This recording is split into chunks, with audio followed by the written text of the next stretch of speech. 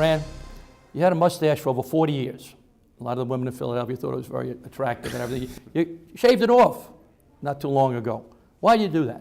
I had a player of mine by the name of Deontay Christmas, who was one course from graduating. I said, you're hoping to get into the NBA and you want to play professional basketball, you need to finish that degree. And I said, by the way, if you finish it, I've had this mustache for 40 years, I'll shave it. That's how serious I am about this. I have no idea what I would look like or be like without the mustache, but I'll shave it if you finish it. He didn't finish that degree. The following August, I pick up my cell phone. Coach, get your razor ready. So unbeknownst to me, he had taken that last course, got his degree, graduating from Temple. I opened my big mouth and now I had to put up. And I shaved my mustache on TV and I said, you're making this about me. You really should be making it about him. He's the first one in his family to finish college.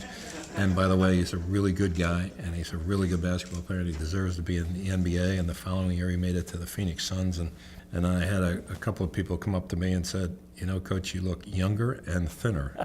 So I said, okay, I'm in. Now, I understand after you finished college at LaSalle, you played in an Army touring team with Coach K.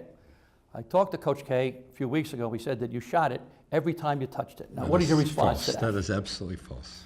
He's full of soup, that guy. But I had a great time with Mike, and we played a lot of basketball overseas and toured the United States, and then we went to Frankfurt, Germany, and Athens, Greece, and Beirut, Lebanon, and Damascus, Syria. Unbelievable opportunity. We had some really good players there. But you could tell Mike was going to be a great basketball coach even then. He was smarter than the rest of us, thought more, had more vision than the rest of us at that point, and really was breaking everything down even as we were young guys, traveling the world, playing basketball for the United States Army, which was maybe the best thing that ever happened to me. You speak with Coach Phil Martelli of St. Joe's 2 or 3 times a week or more sometimes. I don't speak to my wife. Not unless I have to. But I love Phil. Why do you speak so much to a rival coach? You know, it's interesting, Pete, because you were part of it many years ago in the city of Philadelphia in the Big Five. There's no sense of anything other than a brotherhood. But also in our city, we have a Coaches versus Cancer program, which we think is really good. We do some really great work.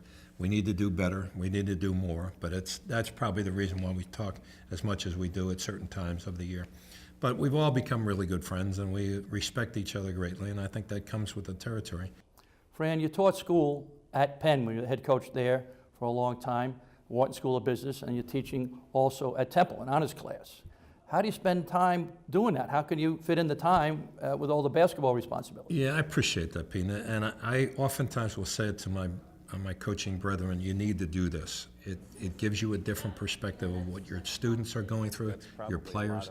It gives the players a different perspective on you, the students a different perspective on you. It's a great amount of fun. I have guest speakers come in. Billy Cunningham came in. The governor of our state, Ed Rendell, came in. I have all sorts of people come in. It's a wonderful opportunity for the kids.